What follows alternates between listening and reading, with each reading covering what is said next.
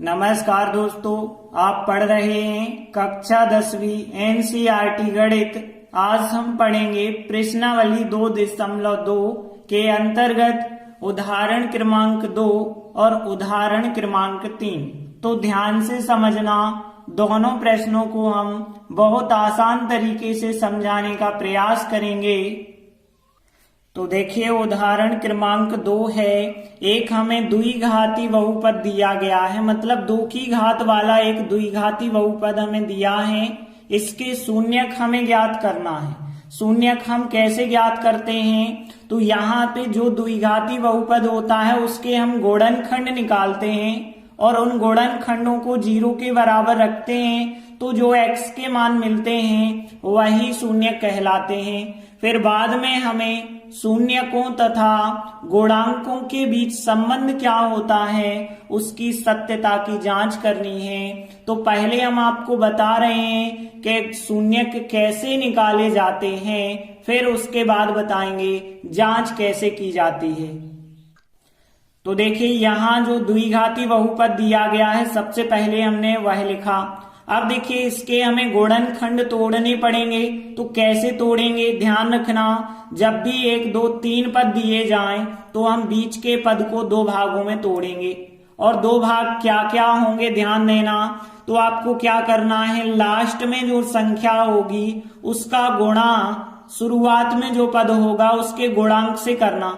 यहाँ कुछ नहीं है तो 1 माना जाएगा। 1 का गुणा 10 से करेंगे, 10 आएगा। अब देखिए, 10 के गुणनखंड क्या क्या हो सकते हैं, या तो 10 एकम 10 हो सकता है, या तो 2 पंचे 10 हो सकता है। तो यहाँ पे हमें बीच में चाहिए 7, तो 2 और 5 7 मिल सकते हैं। अब धन के साथ चाहिए तो दोनों संख्याएं धन धन की आप कर सकते हैं। तो देखिए, यहाँ पे हमने क्या किया, x वर्ग, इस 7x की जगह पे अब हम 2 और 5 में जब गुणनखंड तोड़ेंगे तो 7x की जगह 2x और 5x लेंगे और प्लस हमने 10 का 10 ही लिखा। बस जो बीच का पद होता है उसकी जगह पे 2 पद आपको बना देने हैं जिनमें आप गुणनखंड तोड़ रहे हैं। जैसे 2 और 5 में तोड़ रहे तो 2x और 5x, और धन के साथ चाहिए तो दोनों धन धन की संख्याएं हमने ली। इसके बाद आपको क्या करना है, कॉमन लेना है 2 पद में से, यहाँ के 2 पद और यहाँ के 2 पद, इनमें से कॉमन। x यहाँ है, x यहाँ है, तो x आएगा कॉमन। अब ध्यान देना, यहाँ x पे 2 की घात थी, मतलब 2 बार x था, लेकिन 1 बार x कॉमन निकल गया तो 1 बार बचा होगा प्लस। यहाँ 2x है लेकिन x कॉमन निकाल दें तो केवल बचा होगा 2। अब देखिए, जो पहले कोष्टक में बचता है वही यहाँ पे हमें दूसरे कोष्टक में बचाना पड़ता है। अब यहाँ 5x था लेकिन x अंदर बचा है, इसका मतलब है कि जो x अंदर बच गया तो x का गुणांक 5 कॉमन लिया गया होगा। और आगे ध्यान देना, अब x प्लस 2 आपके लिए 2 बार दिख रहा है, तो यहाँ पे x प्लस 2 को आप 1 ही बार लिखेंगे और बाकी बचा x प्लस 5 दूसरी बार लिख देंगे। तो यहाँ पे इस प्रकार से 2 गुणनखंड आ गए, x प्लस 2 और x प्लस 5। अब देखिए, जो गुणनखंड आए हैं, अब हम इन गुणनखंड की सहायता से शून्यक ज्ञात करेंगे। और शून्यक ज्ञात करने के लिए हमें इसके बराबर 0 लेना पड़ेगा। तो शून्यक के लिए हम x प्लस 2 जो गुणनखंड है इसके बराबर 0 लेंगे, और फिर जो है इसके बराबर भी हमें 0 लेना पड़ेगा। तो हमने लिखा कि और x प्लस 5 के बराबर भी हमें 0 लेना पड़ेगा। तो देखिए, यहाँ पे x बराबर धन के 2 उस तरफ जाएंगे तो ऋण के 2 हो जाएंगे, और यहाँ पे x बराबर धन के 5 उस तरफ जाएंगे तो ऋण के 5 हो जाएंगे। तो यहाँ पे x बराबर -2 और x बराबर -5 जो x के मान आ रहे हैं यही कहलाते हैं शून्यक। तो इस प्रकार से द्विघाती जो बहुपद था उसके शून्यक एक -2 और एक -5 दोनों शून्यक आ गए। अब देखिए, हमें सत्यता की जांच कैसे करना है। तो सत्यता की जांच करने के लिए जो कहा गया है, शून्यकों तथा गुणांकों के बीच क्या संबंध होता है, उस संबंध की सत्यता की जांच हमें करनी है। तो शून्यकों तथा गुणांकों के बीच जो संबंध होता है वो क्या संबंध होता है, पहले आप वो संबंध ध्यान से समझ लें। तो देखिए यहाँ पे शून्यकों का योगफल बराबर होना चाहिए -x का गुणांक बटे x वर्ग का गुणांक, और शून्यकों का गुणनफल जो है वो बराबर होना चाहिए अचर पद बटे x वर्ग का गुणांक। मतलब हम शून्यकों का योगफल पहले ज्ञात करेंगे और शून्यकों का योगफल इस चीज के बराबर आना चाहिए, फिर हम शून्यकों का गुणनफल ज्ञात करेंगे, वो इस चीज के बराबर आना चाहिए। तो देखिए सबसे पहले हम शून्यकों का योग करेंगे, मतलब इन दोनों शून्यकों को जोड़ेंगे। तो देखिए एक शून्यक है -2 और एक शून्यक है -5, दोनों को हमें जोड़ना है तो दोनों के बीच प्लस लगा दीजिए। और आगे देखिए यहाँ पे -2 प्लस और माइनस का क्या होता है गुणनफल, माइनस होता है -5, माइनस के 2 और माइनस के 5 हो जाएंगे -7। अब देखिए जो -7 आ रहा है इसके बटे में तो कुछ नहीं है, तो बटे में क्या माना जाएगा, 1 माना जाएगा।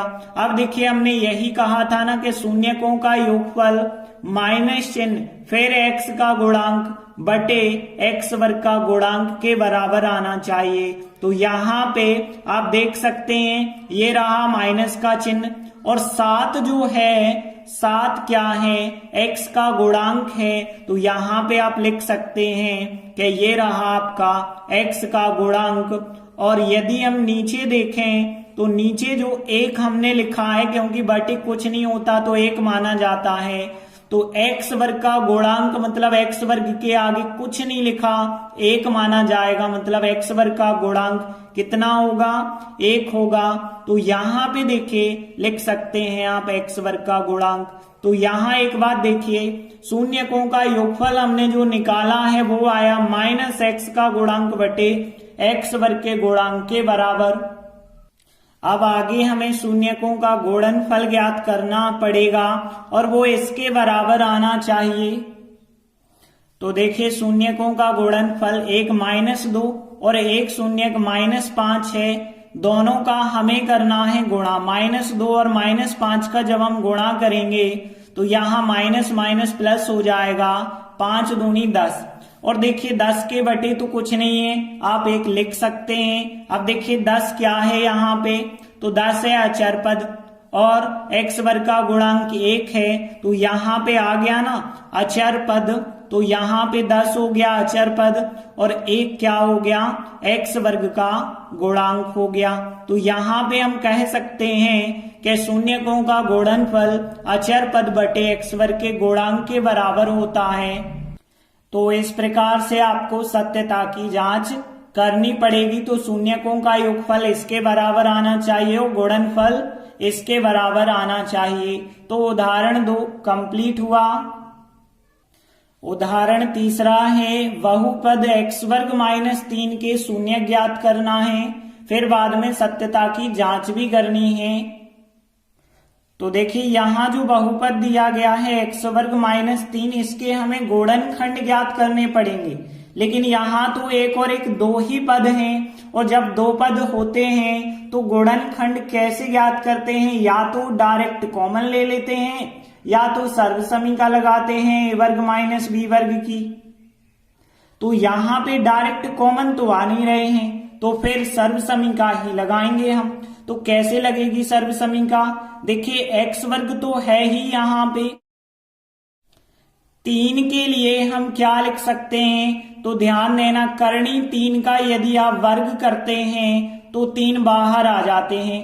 अब यहाँ पे ध्यान देना x वर्ग है तो x वर्ग को तो हमने x वर्ग लिखा, माइनस का माइनस लिखा, और यहाँ 3 को हमने करनी 3 का वर्ग लिखा। ऐसा इसलिए किया है ताकि यहाँ सर्वसमीका a वर्ग माइनस b वर्ग वाली बन जाए। तो यहाँ पे सर्वसमीका बन गई है, कौन सी सर्वसमीका, a वर्ग माइनस b वर्ग वाली बन गई है। और इसके गुणनखंड जो होते हैं a प्लस बी और a माइनस बी होते हैं, तो इस सर्व समीका से इसके गुणनखंड क्या प्राप्त हो जाएंगे, एक बार a प्लस बी एक बार a माइनस बी। a का मान x है, b का मान करनी 3 है, तो एक बार x प्लस करनी 3 और एक बार x माइनस करनी 3। तो इस प्रकार से दो गुणनखंड आ गए हैं, एक बार a प्लस बी एक बार a माइनस बी आप करेंगे।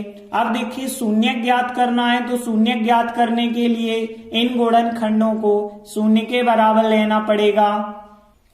तो शून्य के लिए हम क्या करेंगे, दोनों गुणनखंडों को हम 0 के बराबर लेंगे। तो x प्लस करनी 3 बराबर 0 और x माइनस करनी 3 बराबर 0, दोनों को 0 के बराबर रखेंगे। अब देखिए यहाँ x बराबर करनी 3 का पक्षांतर करेंगे तो वो माइनस का करनी 3 हो जाएगा। और यहाँ पे देखें तो x बराबर करनी 3 का जब पक्षांतर करेंगे वो माइनस का था, अब प्लस का हो जाएगा। तो यहाँ पे दो शून्यक जो हमें मिले, एक माइनस करनी 3 और एक प्लस का करनी 3।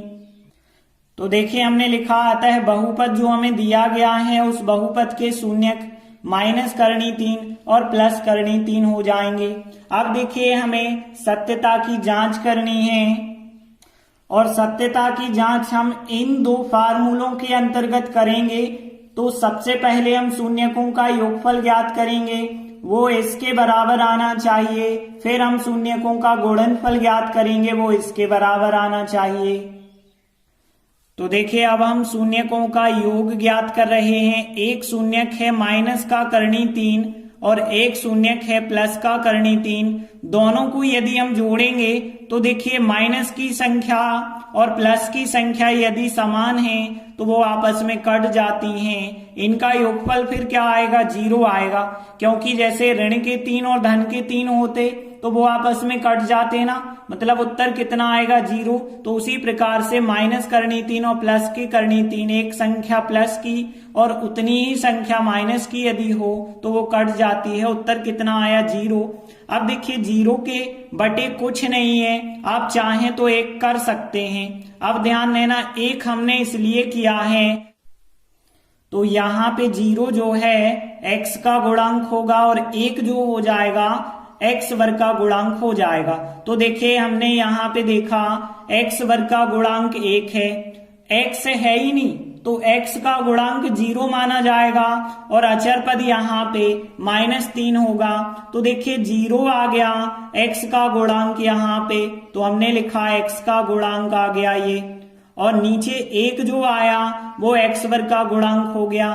तो यहाँ हमने लिख दिया फिर कि 1 हो गया x वर्ग का गुणांक। अब देखिए यहाँ पे माइनस चिन्ह और हम लगाएंगे क्योंकि हमारे फार्मूले में होता है -x का गुणांक बटे x वर्ग का गुणांक।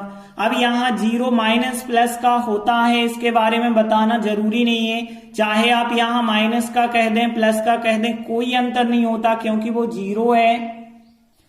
तो शून्यकों का योग बराबर आ गया -x का गुणांक बटे x वर्ग का गुणांक। अब हम शून्यकों का गुणनफल निकालेंगे।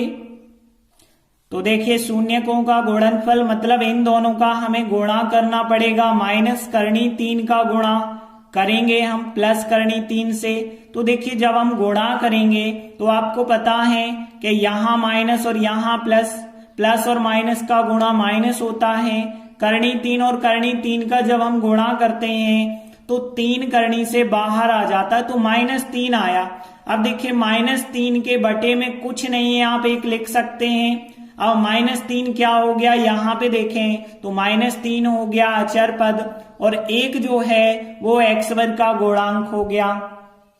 तो हमने लिख दिया कि -3 हो गया अचर पद और 1 हो गया x वर्ग का गुणांक। तो इस प्रकार से शून्यकों का योगफल इसके बराबर होना चाहिए तो हो गया, और शून्यकों का गुणनफल इसके बराबर होना चाहिए था तो वो भी हो गया। तो इस प्रकार से सत्यता की जांच हो गई। तो देखिए आज हमने उदाहरण 2 और उदाहरण 3 दो ऐसे सवाल किए जो आने वाली जो प्रश्नावली 2.2 का प्रश्न 1 है उसमें 6 सवाल मिलेंगे, बिल्कुल इसी आधार पे रहेंगे। तो ये सवाल आपसे यदि बनने लगे तो प्रश्नावली के सवाल आपको बहुत आसान लगेंगे। तो आप ध्यान से सवालों को समझते चलें ताकि आने वाले सवालों में कोई समस्या ना जाए। फिर भी कोई समस्या है तो आप हमें कमेंट करके बताएं। धन्यवाद।